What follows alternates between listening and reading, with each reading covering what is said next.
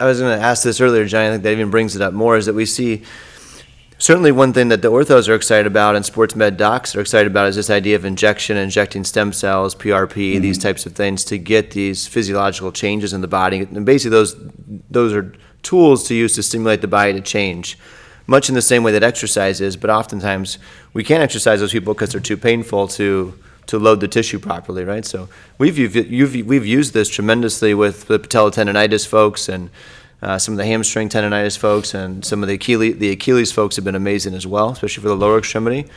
We haven't done as much on the upper as far as like elbow epicondylitis, but for the lower extremity, we've used it a ton and found tremendous impact on using it in that regard. And some of the chemical effects of BFR are that we see this increase in HGH in the system, we see this increased levels of testosterone in the system, and those are your growth tools to grow tissue and to heal tissue. So it just makes a ton of sense to do it, and it's so natural. And whether or not those become performance enhancing, I guess, would be the ultimate debate. But yeah, we'll see. Well, and that's eccentrics. They work for a hamstring, and heavy load works for Achilles. And BFR is more and more, it's analogous to a surrogate of that heavy load. So a lot of the things we see as the downstream effects of that load, other than the actual load itself, which is important. Everyone's like, you just do BFR and low load. No, and right. I'm like, no. For sure, load, and myself, I hate it. It's too hard. I'm a wuss, so I just like to go lift weights.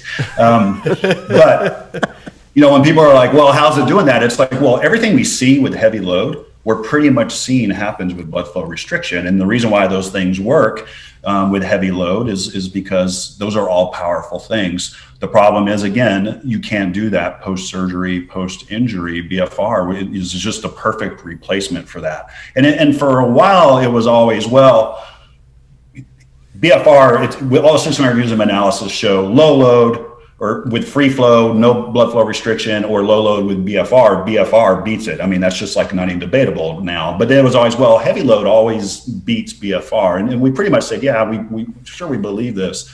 But a systematic review and meta-analysis just came out from a really high-powered physiological lab over in Europe, Per Argaard's group, and they teased out really the well-done papers that measured strength the right way and kind of follow the rules of how to do things right. And they really found in their systematic review and meta-analysis, BFR and lifting heavy were basically very similar from a strength standpoint. There was no statistical difference. They both improved strength, and it was very similar. So I think as time goes on, we're going to be learning more and more. And from a tendon standpoint, then you're getting decreased load so the patient can tolerate it, but you're also probably getting tendon adaptations through this gene expression that we're trying to understand more. And you're also getting a strength and hypertrophy response for the muscle early on. So it's a nice segue. Yeah, we've seen great stuff just on patellofemoral pain, patellotendinitis, especially Achilles tendinitis. We've used it extensively on that non-op population, and it's been great as well. Even in combination, if someone gets PRP or a stem cell injection of some kind, using it in combination with it's been a fantastic way to progress.